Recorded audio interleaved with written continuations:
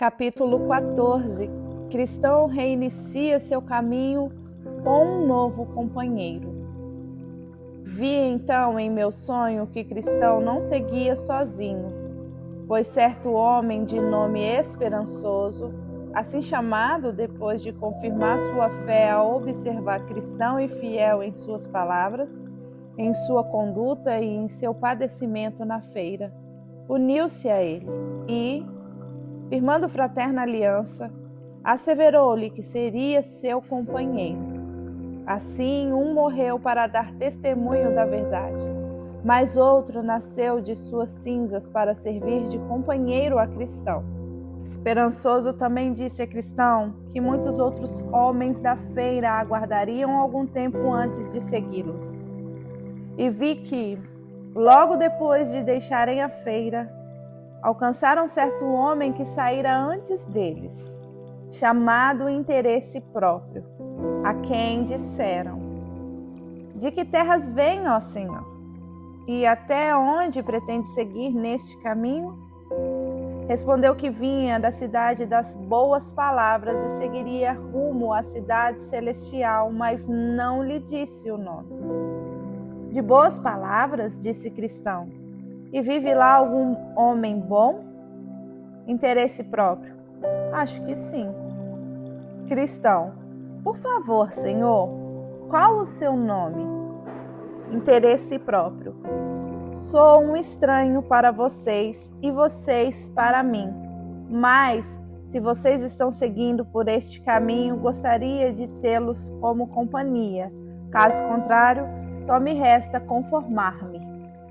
Cristão: Essa cidade das boas palavras, já ouvi falar dela, e se bem me recordo, dizem que lá é um lugar muito rico. Interesse Próprio: Posso assegurar-lhe que sim, tenho lá muitos parentes ricos. Cristão: Não se ofenderia se eu perguntasse quem são os seus parentes?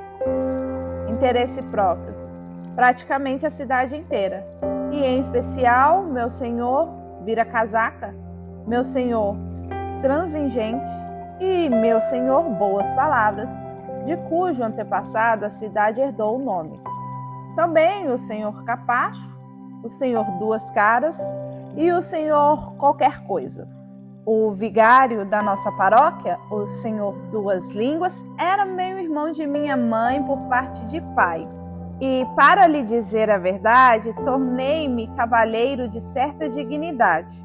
Meu avô, no entanto, não passava de um barqueiro que, olhando para o lado, remava para o outro. Eu mesmo conquistei a maior parte de meus bens com esta ocupação. Cristão: É casado? Interesse Próprio: Sou, e minha esposa é uma mulher muito virtuosa. Filha também de mulher virtuosa. É filha da senhora dissimulada. Procede, portanto, de família muito honrada e alcançou tal nível de educação que sabe portar-se em todas as situações, diante de um príncipe como de um camponês. É verdade que no campo da religião divergimos um pouco dos mais rígidos, mas apenas em 2 pontos menores. Primeiro, jamais remamos contra o vento e a maré. Segundo, somos sempre muito zelosos quanto a religião calça suas sandálias de prata. Adoramos acompanhá-la pelas ruas em dias de sol, para ouvir os aplausos do povo. Cristão, afastando-se um pouco dele, foi falar com o Esperançoso, dizendo: Parece-me que esse homem é interesse próprio, de boas palavras, e se for mesmo ele, temos como companhia um velhaco sem rival em todas estas terras. Pergunte-lhe, acho que ele não deve ter vergonha do seu próprio nome.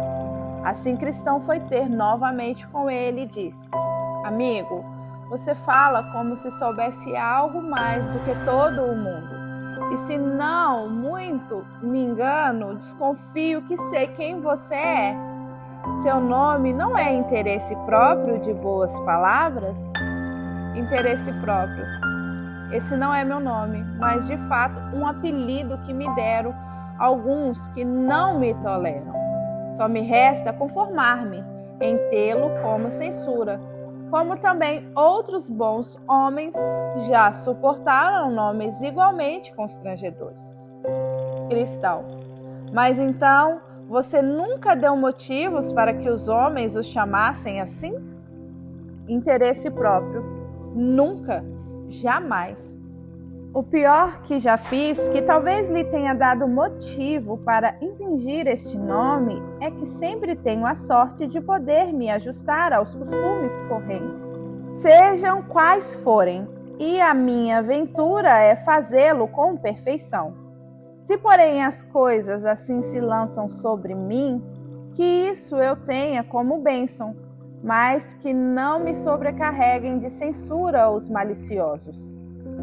Cristão, julguei de fato que você era o homem de quem já ouvira falar, e para lhe dizer o que penso, temo que o seu nome lhe seja ajuste mais perfeito do que você está disposto a admitir. Interesse próprio. Bem, se é assim que você pensa, não posso impedi-lo. Asseguro-lhe que você me achará um ótimo companheiro de viagem, se me aceitar como tal. Cristão, se quer ir mesmo conosco, precisa seguir contra o vento e a maré.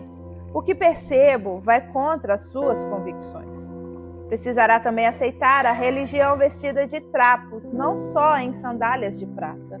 E ainda ficar ao lado dela quando estiver agrilhoada, não só quando andar pelas ruas sobre aplausos.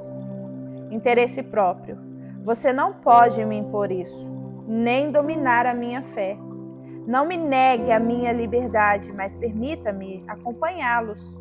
Cristão, nem sequer um passo mais, a menos que você aceite agir como proponho, como nós agimos. Interesse próprio. Jamais abandonarei os meus antigos princípios, pois são inofensivos e proveitosos. Se não puder acompanhá-los, devo continuar como antes de vocês me alcançaram, mesmo só, até que, afinal, alguém se agrade de minha companhia. Ora, vi em meu sonho que cristão e esperançoso deles se afastaram, mantendo certa distância à frente. Um dos dois, porém, olhando para trás, viu 3 homens seguindo o Senhor em interesse próprio. E eis que, quando o alcançaram, fez ele, diante dos homens, respeitosa reverência. Os 3 também o cumprimentaram. Chamavam-se Senhor Apego ao Mundo, Senhor Amor ao Dinheiro e Senhor Avareza. Homens que interesse próprio já conhecia, pois na meninice foram colegas de escola e tiveram como professor certo Senhor Apego, da cidade do amor ao lucro, centro comercial do país da cobiça, ao norte. Tal professor ensinou-lhes a arte de conquistar por violência, fraude, bajulação, mentira ou falsa religião. E esses 4 senhores muito aprenderam dessa arte com o seu mestre, tanto que cada um deles podia sozinho abrir uma escola. Bem, depois de se cumprimentarem desse modo, disse o Senhor Amor ao Dinheiro ao Senhor Interesse Próprio: quem são aqueles ali adiante? Pois cristão e esperançoso ainda eram visíveis à distância. Interesse próprio. São 2 homens de uma terra distante que, a seu modo, seguem em sua peregrinação. Amor ao dinheiro.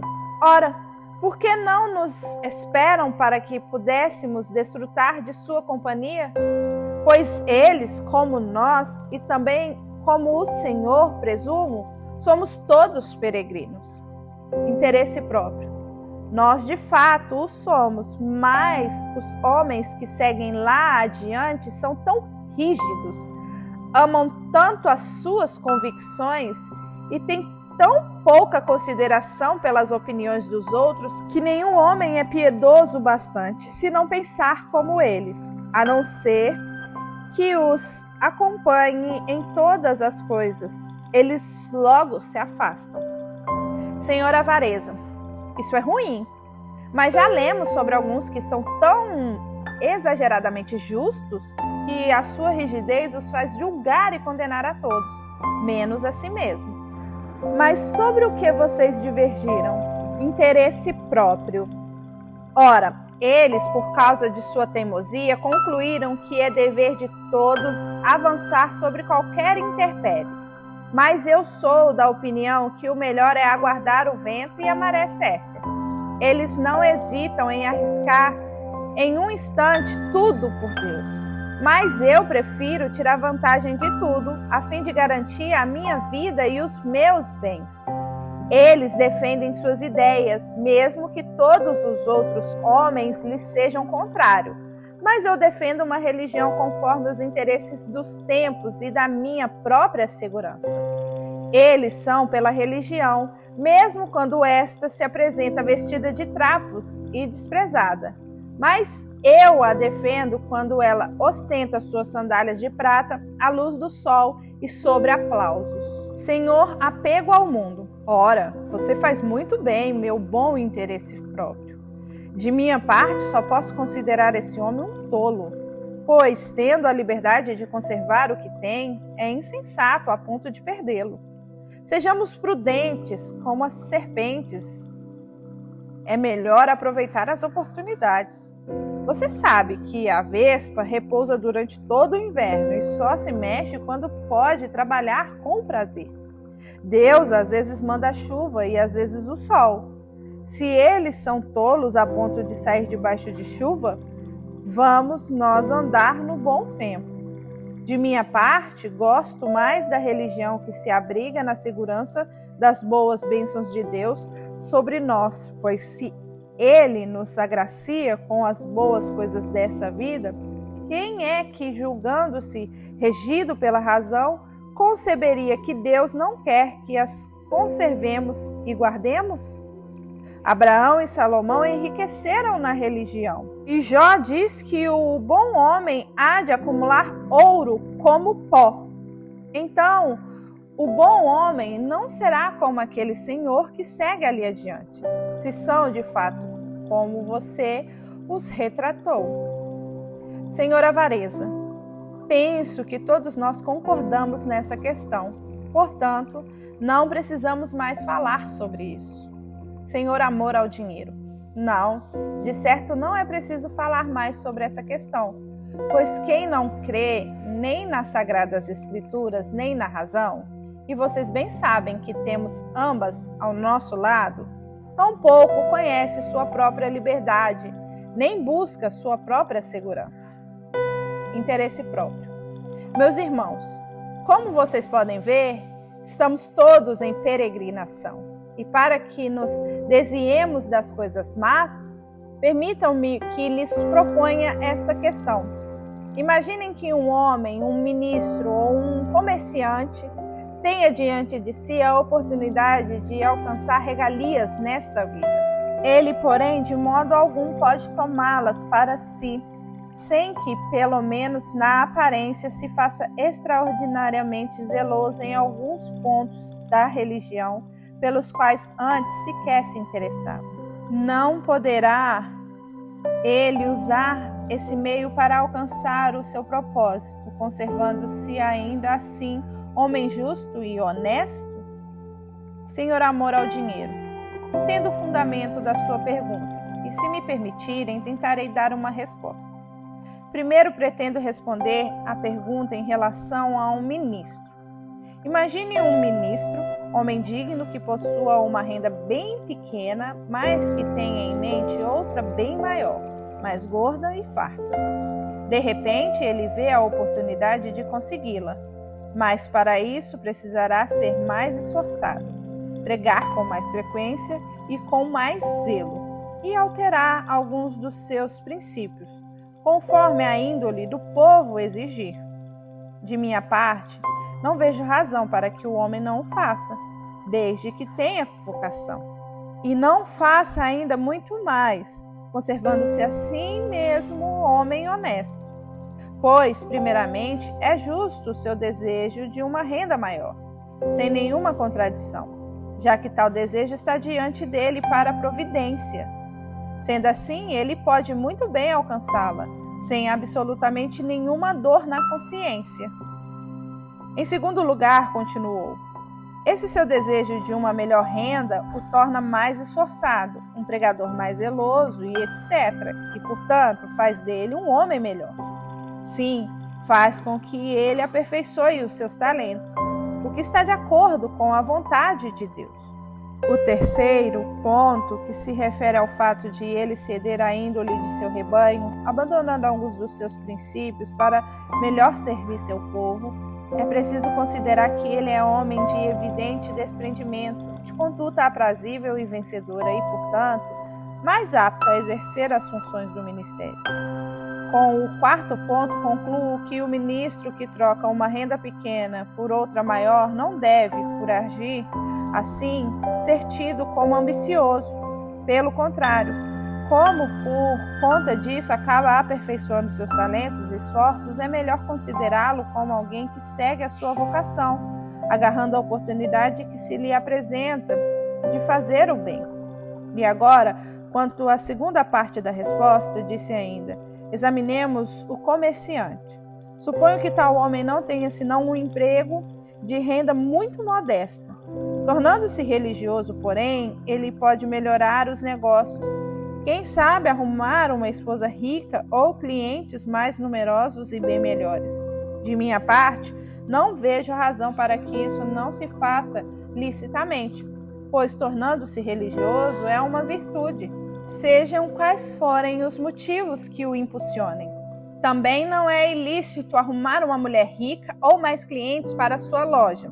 E além disso, o homem que alcança essas coisas, por tornar-se religioso, alcança o que é bom a partir do que é bom, tornando-se ele mesmo bom. Portanto, tem-se uma boa esposa, bons clientes e um bom lucro. E tudo isso porque ele se tornou religioso. Visto assim, tornar-se religioso para alcançar todas essas coisas é um desejo bom e proveitoso. Essa resposta do senhor amor ao dinheiro à pergunta do senhor interesse próprio foi muito aplaudida por todos eles, levando-os a concluir que, no geral, tal atitude era muito sensata e vantajosa.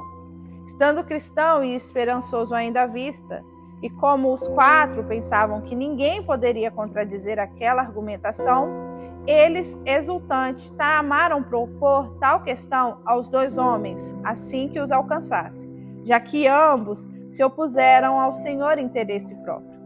Começaram, pois, a chamar cristão e esperançoso, de modo que estes tiveram de parar e esperar pelos quatro homens. A caminho, porém, combinaram que o senhor apego ao mundo é quem proporia a questão aos dois homens, e não o senhor interesse próprio, pois, segundo imaginavam, a resposta de cristão e esperançoso não seria tão acalorada como a que recebera recentemente o senhor interesse próprio. Então os dois grupos se encontraram e, após breve cumprimentos, o senhor apego ao mundo propôs a pergunta a cristão e seu companheiro, convidando-os a responder se pudessem. Cristão, mesmo uma criança no campo da religião pode responder a 10.000 dessas perguntas. Se é lícito seguir a Cristo por pedaços de pão, João 6,26, quanto mais abominável não será fazer de Cristo e da religião pretexto para abraçar e desfrutar o mundo. Somente pagões, hipócritas, diabos e feiticeiros aceitam tal opinião. Refiro-me a pagões, pois quando Amor e Siquém cobiçaram a filha e o gado de Jacó e viram que não havia meio de obtê-lo senão aceitando a circuncisão, disseram a seus companheiros: se todo homem dentre nós se deixar circuncidar, como também eles são circuncisos, não serão nossos seus gados e sua riqueza, além de todo o animal que possuem? Esses homens buscavam apenas as filhas e os gados de Jacó. A religião, portanto, foi um pretexto que se utilizaram para alcançá-los. Gênesis 34, do 20 ao 24. Os fariseus hipócritas, prosseguiu o cristão, também praticavam essa mesma religião. Seu pretexto eram as longas orações, mas sua mente era tomar as casas das viúvas e por isso Deus declinou-lhes maior condenação em seu juízo. Lucas 20, do 46 ao 47. Judas, o diabo, também era dessa religião. Ele era religioso só com vistas a possuir a bolsa e o que nela havia, mas se perdeu, foi renegado e tornou-se o próprio filho da perdição.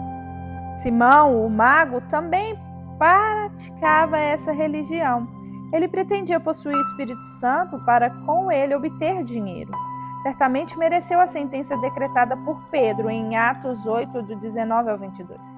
Tampouco posso deixar de dizer que o homem que abraça a religião por causa do mundo dispensa a religião por causa do mundo, pois tão certo quanto Judas desejava o mundo ao tornar-se religioso, também pelo mesmo motivo rendeu a religião e seu próprio mestre. Portanto, dar resposta afirmativa a essa pergunta, como percebo que vocês fizeram, e aceitá-la como autêntica é agir como pagão, hipócrita e diabo, e a sua recompensa será conforme as suas obras. Então eles ficaram ali se entreolhando, sem ter o que responder a Cristão. Esperançoso também aproveitou a resposta sensata do amigo e fez-se grande silêncio entre todos eles. O Senhor, em interesse próprio, e seus companheiros atordoados ficaram para trás, para que Cristão e Esperançoso avançassem a sós. Então Cristão falou ao companheiro: se esses homens não conseguem suportar a sentença dos homens, o que farão diante da sentença de Deus? E se eles se calam quando enfrentam um vaso de barro, o que falarão quando forem repreendidos pelas labaredas de um fogo devorador? Cristão e Esperançoso se adiantaram bastante em relação aos quatro e, caminhando, chegaram a uma bela planície chamada Facilidade, por onde seguiram muito satisfeitos.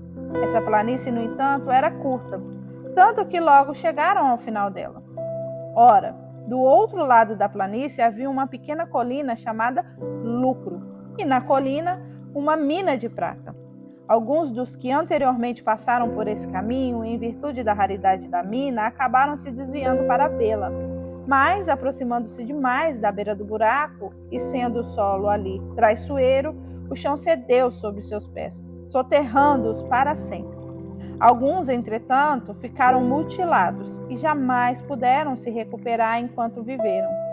Vi então em meu sonho que, a pequena distância do caminho, perto da mina de prata, achava-se Demas, que de modo distinto convidava os que por ali passavam a vê-la.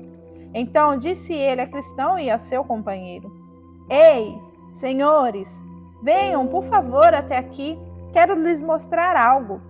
Cristão: que coisa é essa capaz de nos desviar do caminho?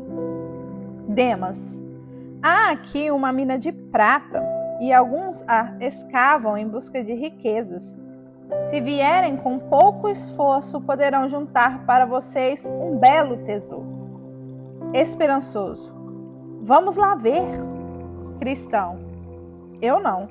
Já ouvi falar antes desse lugar e que muitos ali pereceram. Além disso, essas riquezas são um laço para os que as buscam, pois por causa delas se retardam na peregrinação. Depois, dirigindo-se a Demas: o lugar é perigoso? Não atrapalhou a muitos peregrinos no caminho? Demas: não é muito perigoso, exceto para os descuidados, mas corou ao dizer isso. Disse então Cristão a Esperançoso: não vamos perder tempo aqui. Continuemos nosso caminho. Esperançoso: posso lhe garantir que, ao chegar a interesse próprio, se ouvir o mesmo convite, certamente se desviará para ver. Cristão: sem dúvidas, pois seus princípios o levam por este caminho. E aposto 100 contra 1 que ali ele perderá a vida. Demas: vocês não querem ver, então? Cristão respondeu-lhe asperamente: Demas, você é inimigo da vida reta do Senhor deste caminho e já foi condenado por um dos juízes de sua majestade quando se desviou. 2 Timóteo 4,10. Porque quer nos atrair para igual condenação? Além disso, se de fato nos desviássemos, nosso Senhor, o Rei, certamente ficará sabendo disso e nos envergonhará quando estivermos diante dele. Demas bradou novamente que ele também fazia parte dessa fraternidade e que, se quisessem esperar um pouco, ele mesmo se poria a caminho com eles. Cristão, qual o seu nome? Não é o mesmo pelo qual já o chamei? Demas, sim, meu nome é Demas, sou filho de Abraão. Cristão, pois eu o conheço. Geazi foi seu bisavô e Judas seu pai, e você seguiu as pegadas deles. Você está usando uma estratagema diabólica. Seu pai foi enforcado como traidor e você não merece recompensa melhor. 2 Reis 5, do 20 ao 27, Mateus 26, do 14 ao 15 e Mateus 27, do 1 ao 6. Pode estar certo de que, ao encontrarmos o rei, a ele relataremos seu comportamento. E assim seguiram o seu caminho. A essa altura, interesse próprio e seus companheiros se aproximavam, e ao primeiro aceno foram ter com Demas. Contudo, não sei ao certo se, ao olhar da beirada, lá para dentro, acabaram caindo no buraco, ou se desceram para cavar, ou ainda se morreram sufocados lá no fundo pelos gases que comumente brotam da mina. Só reparei que jamais foram vistos novamente no caminho. Assim, Cristão cantou. Demas e interesse próprio, cães da mesma laia. Um chama, outro corre e vai tal qual zagaia, na esperança de participar do mesmo ganho. E é assim que os dois se atolam nesse moinho tacanho. Vi então que, atravessando para a planície, os peregrinos chegaram a um lugar onde se erguia um antigo monumento, bem ao lado do caminho. Diante da visão, os dois se perturbaram devido à sua estranha forma, pois lhe parecia uma mulher transformada em coluna. Ali ficaram, pasmos, admirando a estranha figura, sem saber o que fazer por algum tempo. Esperançoso, então, avistou algo escrito no alto do monumento, escrita de caligrafia incomum, mas, não sendo ele erudito, chamou Cristão, pois esse era culto, para ver se conseguia decifrar o significado. Cristão se aproximou e, após detido exame das letras, descobriu que ali estava escrito o seguinte: lembrem-se da mulher de Ló.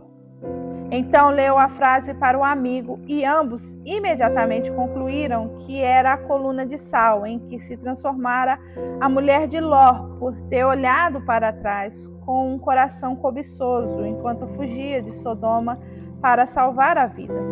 Diante dessa visão tão espantosa e repentina, puseram-se a conversar. Cristão, meu irmão, aí está algo oportuno, pois veio em boa hora. Depois do convite que Demas nos fez de subir para ver a colina do lucro, se tivéssemos de fato subido até lá como ele queria e como você estava inclinado a fazer, meu irmão, certamente seríamos agora espetáculo para os que vêm depois de nós. Esperançoso, sinto muito por ter sido tão insensato. Isso me faz imaginar porque não estou agora como a mulher de Ló. Pois qual a diferença entre o pecado dela e o meu? Ela apenas olhou para trás e eu desejei ir lá ver. A bendita graça, que eu me envergonhe sempre de um dia tal ideia ter encontrado abrigo no meu coração. Cristão, é bom que prestemos muita atenção ao que vemos aqui, pois nos será útil no futuro. Essa mulher escapou a uma condenação, pois não morreu na destruição de Sodoma, mas pereceu em outra, como podemos ver, transformando-se em uma coluna de sal. Esperançoso, é verdade, que ela nos seja ao mesmo tempo alerta e exemplo, alerta para que vivamos sem pecado, ou sinal de que o juízo destruirá os que não se deixam deter por este alerta. Assim também Coré, Datã e Abirão, com os 250 homens que pereceram por causa de seu pecado. tornando-se sinal ou exemplo de alerta aos outros. Mas, acima de tudo, me espanta uma coisa. Como Demas e seus companheiros podem se mostrar tão confiantes na busca daquele tesouro quando essa mulher, só por olhar para trás, pois as Escrituras não dizem que ela deu sequer um passo para fora do caminho, se transformou em uma coluna de sal? Pois o juízo que a destruiu, de fato fez dela um exemplo visível do lugar onde eles estão. Afinal, para que eles a vejam, basta erguer os olhos do chão. Cristão, eis aí uma coisa realmente intrigante, que sugere que o coração desses homens encontra-se em uma situação desesperadora. Não consigo imaginar melhor comparação para eles que os ladrões que roubaram diante do juiz ou que arrancam bolsas debaixo do patíbulo. Disse dos homens de Sodoma que eram pecadores irrecuperáveis. Gênesis 13:13. Pois pecaram perante o Senhor, ou seja, à vista dele, apesar da bondade que Deus lhe demonstrara, já que a terra de Sodoma era então como o jardim do Éden. Isso então incitou mais a ira divina e tornou o castigo de Sodoma tão ardente quanto o fogo do Senhor do céu pôde fazer. Nada mais racional senão concluir que aqueles que, como estes, pecaram à vista de Deus, apesar de todos os exemplos dados continuamente para preveni-los, com certeza merecerão juízo do mais severo. Esperançoso, sem dúvida nenhuma, você disse a verdade. Mas grande é a misericórdia que nos cobre, porque nem você nem eu nos transformamos em exemplo disso. Principalmente eu. Isso nos dá a oportunidade de agradecer a Deus, de temê-lo e de jamais esquecer a mulher de Ló.